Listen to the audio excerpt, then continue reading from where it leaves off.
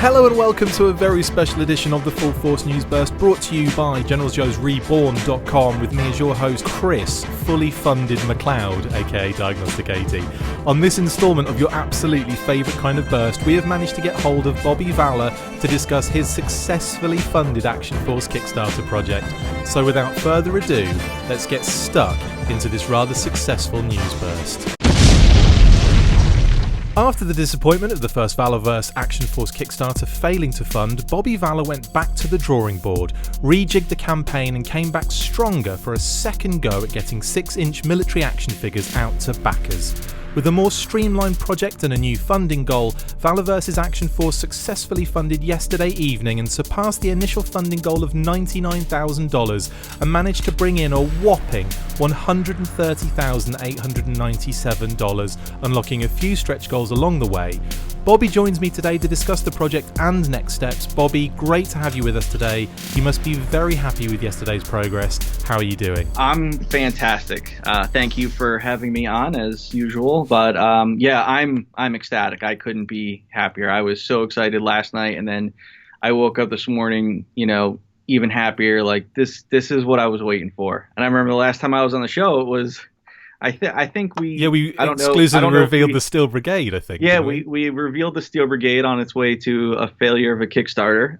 So now here we are, not that much long ago or from there. So just a few months, really. It was like 4 months. A few months. Yeah, when that was back in June that the Steel Brigade was revealed, and now we're in November and the project's funded. So Wow. It was only, 2.5, maybe 3 months between the end of the first one and the beginning of the second one. Well, take us through how you were feeling then at the end of, basically the first Kickstarter doesn't fund. What are your thoughts going into this? I mean, what happened in that period of time between the new Kickstarter kicking off, as it were? Oh man, I was devastated. Yeah. When you put like your heart and soul into something, when you do all this work and you really believe in it, and it doesn't fund, then you're like, wow, like, was I really that wrong? And that's what I just kept thinking. And it's like I just kind of wanted to do it because I felt like it was a great project. I wanted to prove all the naysayers wrong. So it's like I kind of like went through this period of like, wow, like, was I really wrong? But The more I thought about it, I said, you know what, I wasn't wrong. There's still a need for 6-inch military in the marketplace, and I felt like it didn't fail because people didn't want the line. I felt like it failed because of other factors. Sure. Way it was marketed, certain crowds, were left out. And the funding goal was really high. I was very ambitious coming out of the gate. I just thought that it would be, people would be clamoring for more of it. But I had to take a step back and say, all right, let me start this off as if people know nothing about this, Sure. nothing about me, and give a more streamlined line, a much lower fund goal, and see how that goes. And, I gambled and put all my eggs in my basket. And at the same time, it's like I didn't want to give up on it. I wanted to keep going. And I've always been one of those people that, if I lose or I fail, it's like I want to get right back on the horse and I want to keep going because I feel I'm competitive. I believe in something. So that's, what got me back in the saddle and launched Action Force again, not that long after. Normally, it's like if one fails, you don't see someone launching again for like a year, and I was like, no, I'm ready to go. Like I wanted to launch like as soon as I started feeling good about it, like a week later, I was like, I want to launch right now. But I did want to tweak some things. I did want to have more models available to show and more content. So that's why I got the ball rolling on comics and extending that content and getting more models made and having more for social media. So I felt like I was in a really good place when it relaunched. What were the major changes then going from the last Kickstarter to this one? Obviously you minimized the amount you were offering in the initial funding goal. What made you choose those particular figures as well? And take us through those kind of decisions. What were you changing dramatically? Well, I knew that the fund goal had to come down. I looked at past Kickstarters and which sucks because the amount that tooling costs is horrible, isn't it? It's awful. It's awful. Just for a couple blocks of steel, it's a lot of money. It's like more than your car, which is nuts. So yeah, it's that the tooling really gets you. But you have that tooling forever, so I guess it's kind of good. But, looking at other Kickstarters, and I saw like others were high, articulated icons was 160 and Yeah. others were over 100. So I thought the 170 was ambitious, but I thought still doable. Sure. But in the grand scheme of things, it wasn't. And realizing that, I said, all right, well, I want to be under 100. And I looked at what it would take to get there. And I said, okay, well, we could do it with 3 characters. And then I was able to squeeze in the accessory packs. But to get to the characters, I held a fan poll, and I did 2 different polls for people that participated in the Kickstarter and for people that didn't, just so I could see if the information was different. Yeah, like if it correlated. And Exactly. So I let that go for, a few weeks, a month or so, and I got the information in, and it actually turned out to be exactly how I thought it was going to go. Yeah. And, Steel Brigade was going in no matter what, because that was my guy. So it had to go in. And then I knew Bone Collector was going to be in there because he was such a fan favorite, and having him as a stretch goal in the first one hurt. So I said he has to be in the initial. And then I wasn't sure if it was going to be like Swarm, Carrack, or Condor. Like they were all close in the voting, but it was, Condor edges it out. So it was easy to do it based on the information. Yeah. Slight redesigning Condor as well, wasn't there? Slight, yeah. I took a look at him, and I felt that him being part of the team, I wanted him to have a more heroic look. You go back and look at the Joes and how they evolved from just, Green Army men to, Duke and Blowtorch and, Gung Ho. They ended up having these unique colors, and they looked heroic. You could look at a wall and not know who they are and pick out the good guys from the bad guys. Sure. And an old colleague of mine who was my old boss, Dave Kunitz, we met for lunch one day, and he said, your bad guys don't look like bad guys, and your good guys don't look like good guys, because tweak it up. So I thought about that, and I did a ton of different color renditions. And absolute legend, Kunitz. Oh yeah, total. And I felt that changing up Condor really helped a lot, because he now looks more heroic, more like sort of the quasi leader of the team. Yeah. But then I was like, well, you don't have that kind of all black tactical body, but I was able to squeeze that in as a stretch goal, which got unlocked anyway. Yay! So I can pop his head off and put him on that, and then I've got exactly. So if you want to make Old Condor, you can make Old Condor. Old Man Condor, I'm gonna call him. Old Man Condor. That's awesome, man. Okay, so the project kicks off. I've totally bombarded you with questions that I didn't tell you at the beginning here, by the way, because it just came to me. But so the this new Kickstarter takes off, and immediately you got a really good response. Now, were you concerned not concerned, but were you thinking, well, this is just the old crew jumping on from before that wanted this to fund? Or did you notice that, hang on, there's more people getting involved here, there's more of an audience jumping onto this? And also, what other things did you do within that period of time to expand that kind of marketing a bit? Yeah, so when it launched again, and I think it got like 50% in less than 24 hours, amazing, which was crazy. Yeah. And I was like, wow, like I knew it would have a good start, but I wasn't expecting that. Yeah. Which, so to be over that was really great for, my mental state and the project. But your wallet as well. Yeah. But, because you're gambling. You're like, all right, I'm going to launch this again. If it doesn't do well, this is going to look really, really bad. So I gambled on it because I believed in it. And luckily it paid off. But leading up to it, you're a stronger man than I, mate. I'll tell you that much. Jesus. Stronger or dumber, I don't know. But either way, it worked out this time. But going into the second launch, I had a feeling that I didn't market enough to the Marvel Legends and like Star Wars Black Series, like more of the 6-inch fans. Yes. So I was like, well, more has to be done to get it out to them. And I identified the like a lot of reviewers and sites that have that fan following. So I reached out to the Foosh, because Robo does, his weekly, his Foosh Weekly and a bunch of his unboxing kind of shows. Yeah. And I reached out to him, and I had a second set of gray models made of Condor and Eclipse just to send to reviewers to get them in hand so that they can actually have them and move them around and articulate them and see the parts. Yeah. And be able to do some videos and get it out to this fan base. And his video, I sent it out to him, and his video launched the day before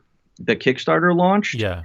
And I think his video hit something like 8,000 views in like 24 hours or something like that. It was really crazy. So that's when I knew that it might turn out way better. And then it launched the next day and it took off. And I was like, this is great. And then throughout the Kickstarter, I had other reviewers get the models in hand. Shardamus Prime, Dan Larson was a huge one. Yeah. His following is fantastic. And I think those 3 videos really helped kind of seal the fate of Action Force. Did you see big spikes when those videos went up? Oh, okay, absolutely. That's absolutely awesome. I mean, not incredibly huge, but you could definitely tell the days where those videos showed.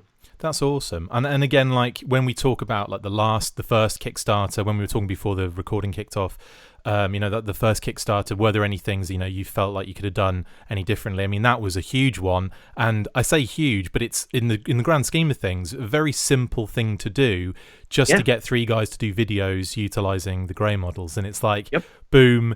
That just opens the market huge, because one of the things is I think people think sometimes, I'm not saying you thought this, but I think I certainly did, that you get on Kickstarter, you put Kickstarter out, and people that like Kickstarters in general are kind of searching for things and are looking for things, but it's just not the case. I mean, from a practical standpoint, as a person that is into this industry, yes, I'm on the lookout for stuff, but for the most part, I'd still have to be shown that information via Facebook, via Twitter, etc., etc. So without that, I'm kind of a little lost. So, for those that aren't really searching it out, you have to put it in their lap, don't you? Yeah, absolutely. Absolutely. I knew this time around, I did the Facebook ads last time. I knew had to do them again this time because I felt Facebook was the biggest outreach. And I think 50% of the backers backed off of a link from Facebook. My video, though, right? Your video, of course. Yeah. Let's not beat around the bush. You didn't promote my video enough. As soon as you promoted the video, everything went. I'm kidding. That's right. But yeah, no, I had to get out to all the sites again. Toy Arc, Whoosh, yes, Action Figure Insider, Toy News, TNI, Full Force, Toy Hype USA. Yeah, exactly. Just because there's some people that, like, not everyone listens to every show or goes to every site, so you don't want to leave anything to chance. Exactly, so I made sure to reach out to everyone who had sites and podcasts and this and that, just to kind of get on the radar, to help out and help and support this thing. And it really paid off big time. I have to say, I think from the first Kickstarter, I didn't see much other than what I was like already a part of, if that makes sense. I didn't see it kind of out there, but this definitely the second time it felt like it was on the beginning of videos I was watching on YouTube. It was like, and I was like, oh, this is cool, so like I was kind of seeing it way more often. So I think that had a massive effect. Yeah, the first time around, I guess I just thought that maybe my name and my following would be enough, and it would just kind of snowball, like word of mouth would just snowball. Sure. But this day and age, social media, you got to hammer it home. So that's why I made sure I hit every avenue. Yeah. And you certainly did. And I mean, it was definitely I think a really successful campaign in that sense. A marketing campaign, I should say. I mean, now that we're funded, let's get on to the crux of the matter. Congratulations, by the way. Thank you. You must have. I mean, before we get to that, I mean, how happy were you when it actually when it hit that funding goal?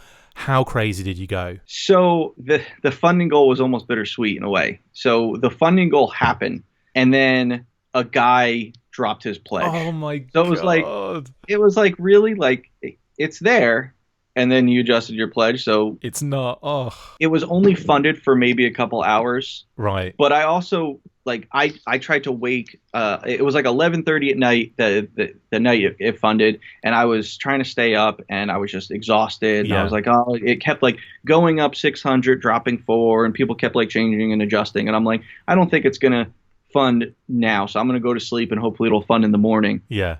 But I have a newborn, so I was up with her at like, I don't know, 2 or 3 in the morning, and I was holding her, rocking her, and I pulled out my phone, I look, and I saw that it was funded, and I was like, wow. And I just kind of like had a nice little moment of just like, wow, that's a kind of a big relief. But I knew that it wasn't, it's not like once it hits 100%, it doesn't lock everything in. Yeah. So a bunch of people could have just backed out, and it could have dropped back down. So I didn't really start feeling really great about it until it got to like 105. Sure. And then I was sure. like, all right, great. This is good. We're solid. Yeah. So, And then 130, man. I mean, that's yeah, solid. yeah, That's really good return, isn't it? yeah. You know, because when it was fluttering around like 110, 112, I was like, all right, well, that's still good. I wish more could have got unlocked. And then, you know, I'm always thinking of what could help the campaign. And I was getting tons and tons and tons of feedback about, oh, I can't wait for Swarm, can't wait for Swarm. So I'm like, wow, the Swarm Trooper is really big this time around. I went back and looked at the numbers from the voting, and Carrack and the Swarm Trooper were only off by a few votes. Sure. So I gambled again and said, all right, well, what if I just switch them now, this late in the game? It's like nothing's locked in. I can change anything on the Kickstarter anytime. So I said, let me switch them up and see if we can get a push towards Swarm, because I didn't feel like there was a great push for Carrack. Yeah, yeah. So I gambled, and again, I think it paid off, because when people saw that I moved the Swarm up, they got so excited. And then that's when all those extra pledges came in. And I think I'd have to go back and look at the numbers, but I think after I switched the Swarm Trooper, I think it brought in another 150 pledgers. Damn. And, you know, over $15,000 in pledge dollars. I think what helped Swarm, though, was I think what helped Swarm was the fact that you had the figure of it kind of almost done, and you were showing it off like recently with the wings. Yeah, with the wings. And I think that had a lot to do with that push as well. I think people were like, Yep. "Oh, damn, this is a sweet figure." Yep. It's also a troop builder, so you know you could buy several of them and kind of have them even out your Steel Brigade. Exactly. Something else I was going to ask you, and this kind of relates to the next question, but will there be a possibility to push some of those things in the backer kit after the fact, like it has happened with a number of other Kickstarters that we've been, you know, that have had that kind of similar situation? Yep. So I already sent out an update this morning on the Kickstarter page, thanking everyone, and also letting people know that so I'm not using backer kit this time around. I'm using it's called CrowdOx, which is, I think, a better platform and more user friendly and more options for people.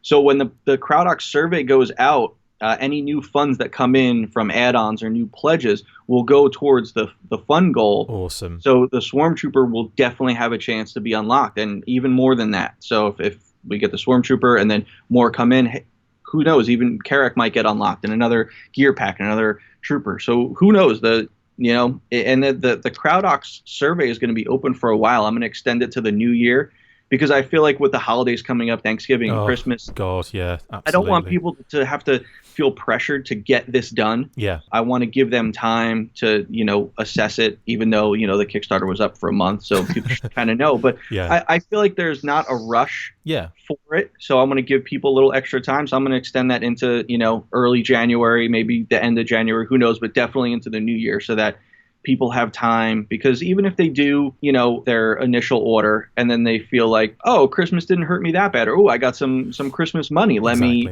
you know, throw in some more, I can get some more troopers or add-ons. So I want to give that opportunity for people. So yes, there's definitely a chance for all that stuff to get unlocked. Cool, man. And then what does the process, I mean, what comes next after you get all of the information in? What happens then? I mean, we're talking the nitty gritty, the tooling and all that stuff. Take us through that briefly, if you can. Bud. So I have to talk with CrowdOx this week. I actually have to set up the survey, because it has I literally have to go through every scenario and make sure that it works for everyone, make sure there's no issues. But getting that launched this week, because I want it live when I'm at NJCC this weekend, so that people attendees at NJCC who missed the Kickstarter can jump in and pledge. And I also have a call with the factory this week to, you know, iron out any issues or any changes that I've made, and sort of get the next steps from them on, you know, what they need from me. You know, I have to obviously send them tooling copies, which I have most of. I'll have to get, you know, a couple more parts run, but I'm also tweaking a few parts as well. So I'll have to get that off to the factory, and then sort of set up a schedule for when, you know, the steel can be cut and that sort of thing. So I'll get a better update when I talk to them this week. But I'm really excited for that, because that'll let me know, like, how the state of everything will go from here on out. But it's nice to start doing the production work, because I've spent so much time working on the Kickstarter and the social media aspect of it and the marketing, that I don't get to do like what I really love, is that's the actual toy product production. If the first one funded, I would have been doing it this whole time, and we would have already been the tooling. But now it's a little delayed, but that's okay. I can't wait to jump in and start working with the factory and get that stuff done. Awesome, man. And do we have any time frames roughly about? Or is it at the moment too much is up in the air to really get a good idea about when these could be in hand for people?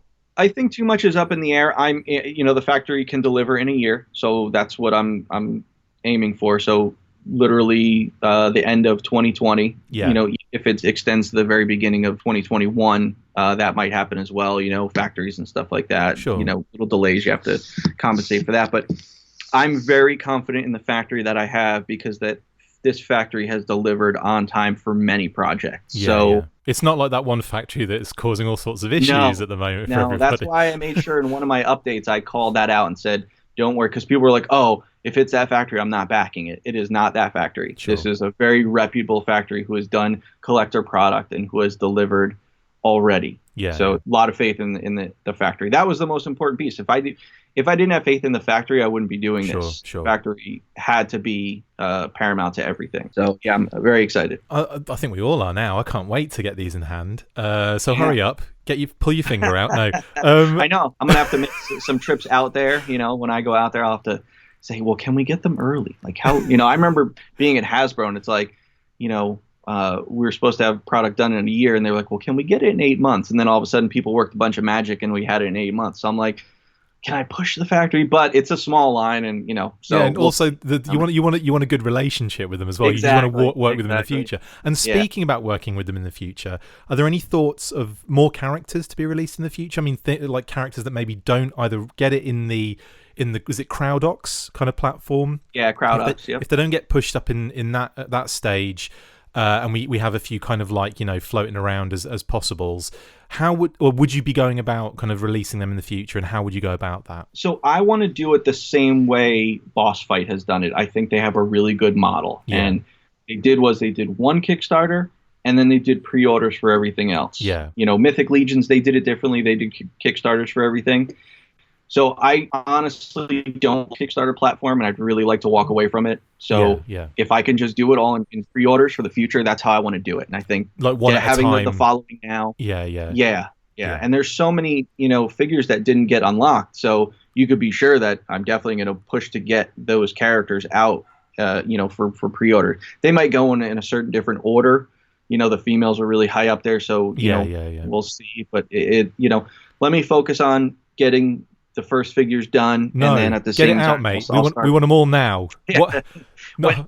When things sort of slow down, and I really don't have any more to do as far as like getting stuff to the factory, and it's more in their hands. Yes. I'll start to focus on the game plan for the next round of figures. But I also want to show people.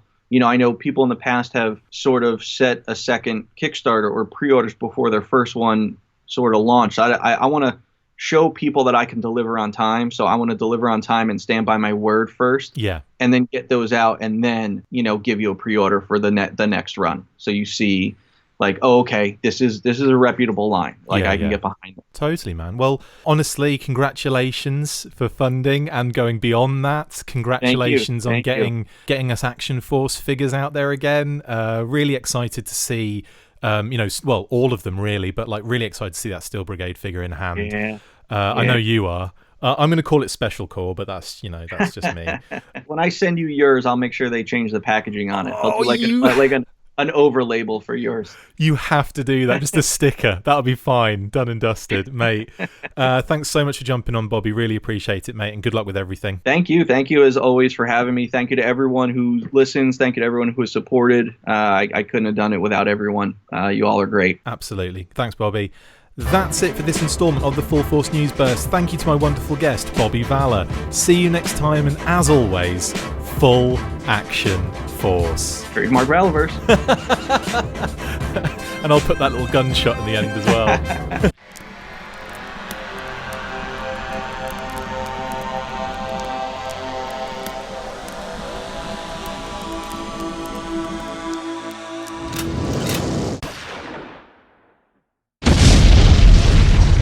Make sure you get involved with the discussion by liking, sharing and commenting on these videos, and as always you can keep up with the show after listening by following on Twitter @TheFullForce, liking the Facebook page facebook.com/TheFullForce, and if you would like to contact the show you can message us on either of those platforms with feedback or questions. We have also started a Patreon page, so if you want to see your name up in lights on these videos or enjoy exclusive bonus content, then check out patreon.com/TheFullForce podcast or click the link on any of the posts this podcast appears in. Full Force.